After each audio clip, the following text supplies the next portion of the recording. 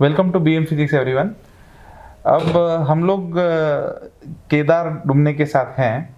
इसने नीट में बहुत ज़बरदस्त स्कोर किया है, 665 स्कोर किया है केदार तुमने, एंड टोटल स्कोर है, मतलब नीट का टोटल स्कोर 665, वेरी गुड, बहुत मतलब जबरदस्त है। Thank you sir. एंड उसमें हमारा जो मतलब फिजिक्स सब्जेक्ट है, उस सब्जेक्ट में उसने 165 ये बहुत अच्छा स्कोर अचीव किया है। तो केदार, कैसा लग रहा है ये इतना ज़बरदस्त सक्सेस अचीव करके? बहुत अच्छा लग रहा है सर। मतलब बीएम फिजिक्स क्लासेस की वजह से, सेल्फ स्टडी की वजह से और पेरेंट्स की सपोर्ट की वजह से ही मुझे इतने मार्क्स मिले हैं। हाँ। बहुत अच्छा लग रहा है स्कोर देखकर। लेकिन मुझे ऐसा लगता है कि तेरे जो मार्क्स हैं 20 से 25 कम आए हैं, ऐसा लग रहा है मुझे। और मतलब मैं जब टेस्ट सीरीज जो में देख रहा एक्सपेक्टेशन था हम लोगों का तुम्हारे प्रति, 700 तो मैं एक्सपेक्ट कर रहा था तेरा 700 आएगा बोल के। पेपर थोड़ा सा इजी था सर, इसी वजह से थोड़े से सिली मिस्टेक्स भी हुए। और थ्योरेटिकल क्वेश्चंस फिजिक्स के कोई प्रिपेयर नहीं करता, एनसीईआरटी कोई पढ़ता नहीं, इस वजह से सारे थ्योरेटिकल क्वेश्चंस फिजिक्स में रॉन्ग हो गए।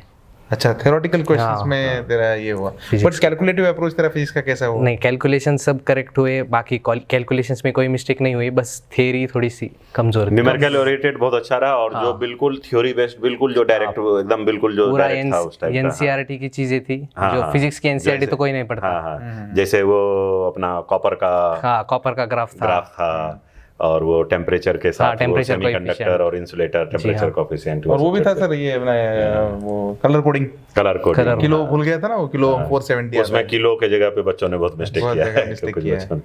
तो तुम्हारा खैर ठीक था वो। हाँ। ये अभी जो तेरा मतलब एजुकेशन जो है, अभी मुझे मम्मी के साथ बात करते हुए पता चला कि पूरा लातूर एजुकेशन है। हाँ, लातूर। लेकिन लातूर एजुकेशन होने के बाद भी बेटा, जब आप 10th करते हो, तो 10th करने के बाद जब आप 11th में जाते हो, 12th में जाते हो, तो तुमको एक सडन चेंज एक्सपीरियंस होता है क्या? हाँ, बहुत चेंज होता है, क्योंकि पूरा पैटर्न ही चेंज हो जाता है। जब हम 10th तक होते हैं तो बोर्ड का प्रिपरेशन करते हैं, सब कुछ थ्योरेटिकल होता है। लेकिन जब 11th 12th में आ जाते हैं तब हम सब MCQ, ऑब्जेक्टिव्स, वही सब उसी सब की पढ़ाई करनी पड़ती है। सो सब कुछ चेंज हो जाता है। कॉन्सेप्चुअल हमें बहुत क्लियर होना पड़ता है। बोर्ड की एग्जाम में उसकी कोई ज़रूरत नहीं होती, सिर्फ थ्योरेटिकल अप्रोच ही होता है 10th तक। 11th 12th में कंसेप्चुअल अप्रोच लेना पड़ता है, जरूरी है।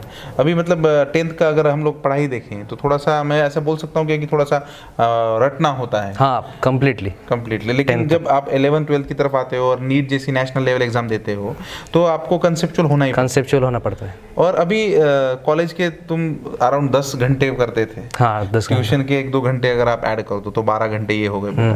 तुम्हारी पर्सनल चीज़ों को 2-3 घंटे लगते हैं, तो 6-7 घंटे। तो टाइम मिलता कहाँ से और एनर्जी लाते कहाँ से हो इतने?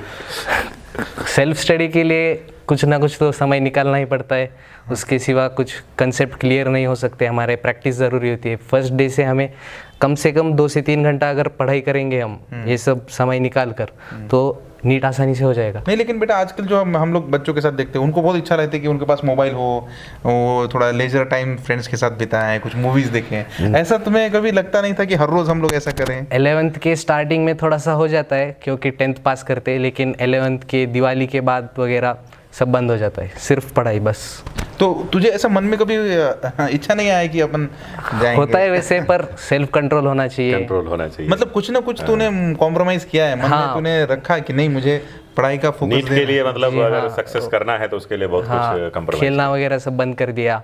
मोबाइल जो था वो सीधा साधा था, टच स्क्रीन नहीं था, मतलब कोई सोशल मीडिया से कांटेक्ट नहीं।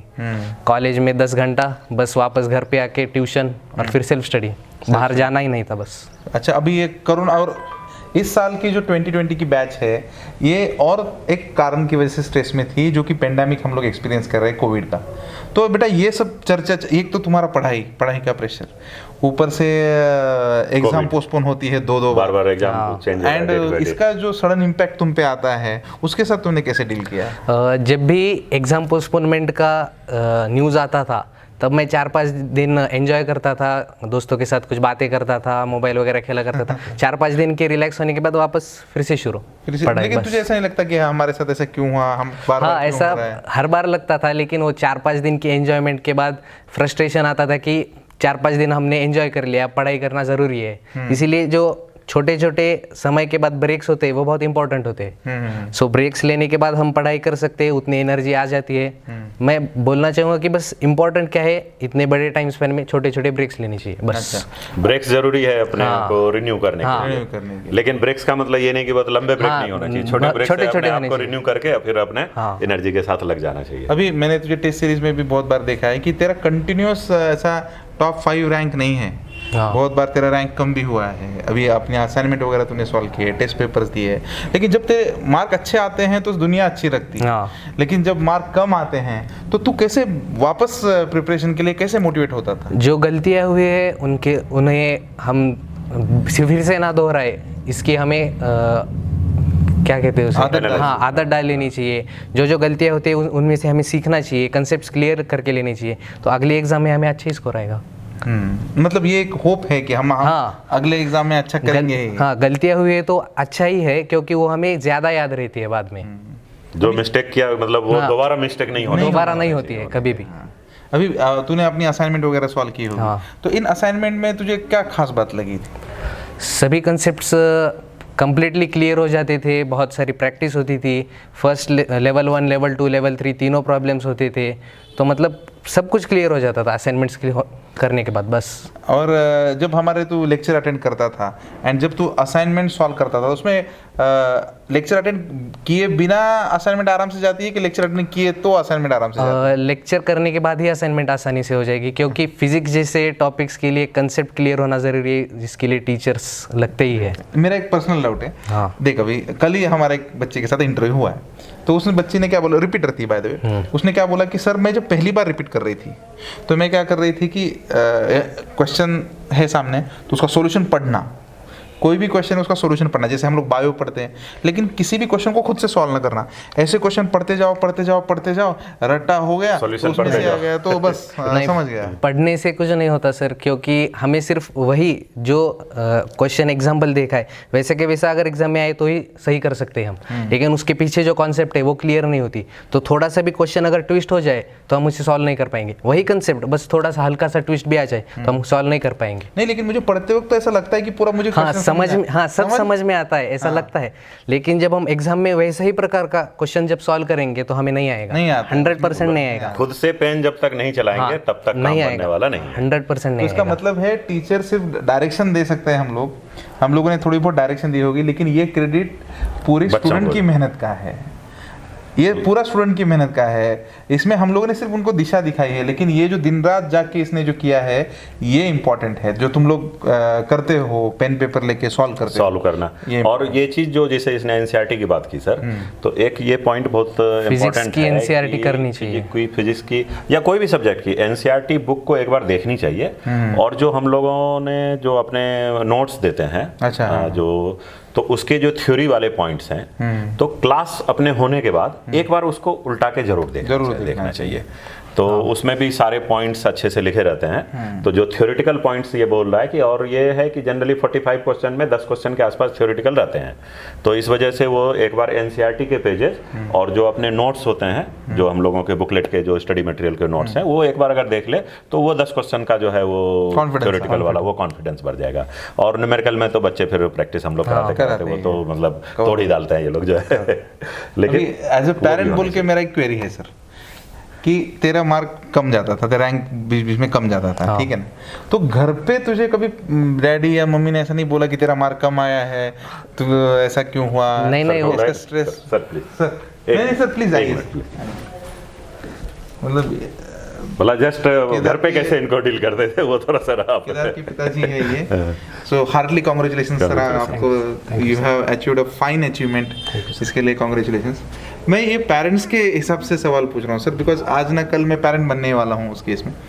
तो जब आप बच्चों का मार्क जब कम आता है, हमको कुछ प्रॉब्लम नहीं हुआ तो चलता है, लेकिन बच्चों का मार्क कम आता है तो हमको वो दिल पे लगता है। लेकिन आप ऐसे इमोशन को कैसे डील करते थे सर?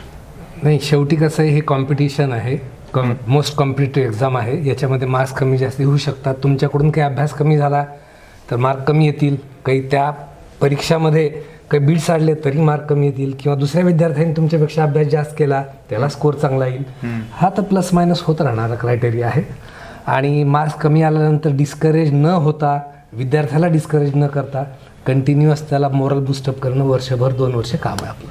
पण एखादा विद्यार्थी जर कंटिन्युअसच करत नसेल सर अभ्यास, आता हा सिन्सिअर होता की बोलल्यानंतर करायचं, पण काही काही आमचे विद्यार्थी असे आहेत की त्याला पॅरेंट्स वारंवार समजवल्यानंतर सुद्धा करत नाहीत, मग त्या केसमध्ये आम्ही कसा अप्रोच ठेवायचा त्या केसमध्ये? सर पॅरेंट म्हणून अशी सिच्युएशन तर मला आली नाही आहे. उलट शिक्षक म्हणून असे तुम्ही मल्टिपल उदाहरणं बघितलेले असतील तर तुम्ही त्यांना जास्त ठीक करू शकता. आम्ही त्यांना बोलत होतो, तू पेरेंट्स नहीं, तुम्ही या इकडं, और इधर आने के बाद हम लोग तेरे साथ डील करते हैं, और हम लोग यहाँ पे बिठा के लेते थे 5 घंटे 6 घंटे बिठा के लेते थे. बट आपने इसका ज़बरदस्त मॉरल बूस्ट किया. तेरे लिए मेरे क्वेश्चन है, अब जब तू सॉल्व कर रहा था, ठीक है ना, तो सबसे पहले तूने नीट का पेपर है ना, तो सबसे पहले तूने कौन सा सेक्शन सॉल्व किया, उसको कितना टाइम लगा, और ओवरऑल पेपर को कितना टाइम लगा? हाँ, सबसे पहले मैंने फिजिक्स सॉल्व किया था. अरे गजब, क्या बात. क्या बात. फिजिक्स के बाद मैंने केमिस्ट्री सॉल्व किया, उसके बाद में बायो सॉल्व किया मैंने. तो फिजिक्स का सेक्शन जो था, हाँ. तूने पहले क्यों उठाया? क्या तूने पहले रिवाइज किया था पूरा? क्योंकि ज्यादातर बच्चे सब पहले बायो करते हैं. नहीं, फिजिक्स में जो हमें कॉन्सेप्ट्स यूज़ करने पड़ते हैं, तो जब हम पेपर को बैठते हैं तब सबसे ज़्यादा फ्रेश माइंड हमारा स्टार्टिंग में होता है, और फिजिक्स में उसकी बहुत ज़रूरत होती है. मतलब हम कूल एंड काम रहे, इसकी वजह से मैंने फिजिक्स सबसे पहले सॉल्व कर दिया और हो गया वहाँ से. और ऐसा प्रेशर नहीं आता कि मेरा बायो और केमिस्ट्री बाकी है? नहीं, इस बार पेपर आसान होने की वजह से टाइम का कुछ मिसमैच नहीं हुआ. टाइम सब कुछ मैनेज हो गया टाइम का. बट ये ध्यान रखने की जरूरत है कि मेरे ख्याल से अगर आप फिजिक्स को पहले अटेम्प्ट कर रहे हो तो आप टाइम पे जरूर ध्यान रखो कि 1 घंटे से ज़्यादा नहीं देना है अगर पहले अटेम्प्ट ले रहे हो. तो अगर 1 घंटे में अगर पेपर कवर नहीं हो पाया फिजिक्स का, तो आप मेरे ख्याल से उस टाइम पे केमिस्ट्री बायो पे स्विच कर जाना चाहिए, और लास्ट में टाइम बचा तो फिर वापस फिजिक्स पे आप आ सकते हो, क्योंकि उधर बायो में आप कम टाइम में ज़्यादा स्कोर कर सकते हो. तो अगर पहले फिजिक्स अटेम्प्ट किया तो मेरे ख्याल से 1 घंटे का लिमिट रखना चाहिए पहले. टाइम बचा तो वापस आया, कोई प्रॉब्लम नहीं है. एंड जब तू एग्जामिनेशन हॉल के बाहर आया था, कैसा लगा था तुझे, फील कैसे हुआ? पेपर बहुत आसान था, इसीलिए मैं बहुत खुश था. मुझे लगा बहुत अच्छे मार्क आ जाएंगे, बस. लेकिन पेपर आसान जो है ना, कभी भी आसान पेपर भी जो अच्छे बच्चे हैं उसी को, और जो चलो सर ये सब तो अच्छे बच्चे हैं, सब अच्छे कर रहे हैं, लेकिन जो बच्चे भी और भी बच्चे हैं तो मतलब काम सिंसियरिटी से करना चाहिए. अगर पेरेंट्स का होप है, टीचर का सपोर्ट है, और कहीं किसी तरह का कोई दिक्कत आता है तो पेरेंट्स से बात करें, टीचर से बात करें.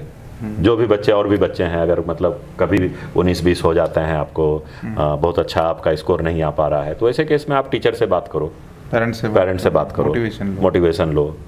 अपने जो स्ट्रेटजी है, कहीं ना कहीं स्ट्रेटजी के गड़बड़ी से भी बहुत बच्चों का सिलेक्शन गड़बड़ होता है सर. तो थोड़ा स्ट्रेटजी को करेक्ट करने की जरूरत होती है. तो वो सब अभी तूने नीट 2019 का पेपर देखा था, है ना, हम लोगों ने तो सॉल्व किया था उसको, एंड अभी तूने 20 का पेपर देखा, ठीक है, मतलब तूने अच्छा लेवल भी देखा, तूने एनटी के पेपर सॉल्व किए थे, और उसके बाद में तू क्या प्रेडिक्ट करेगा कि 2021 में क्या हो सकता है?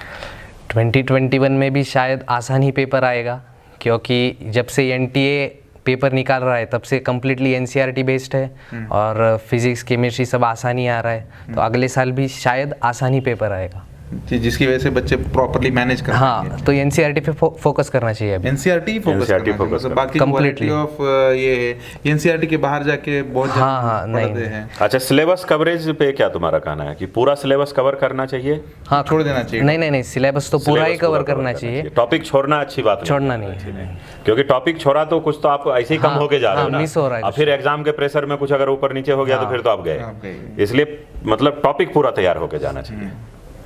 तो हार्टली कॉन्ग्रेचुलेशंस बेटा, थैंक यू. हमारे क्लास की तरफ से ये थोड़ा सा अभिनंदन हेतु हम लोगों ने ये थोड़ा सा सेरेमनी रखा है.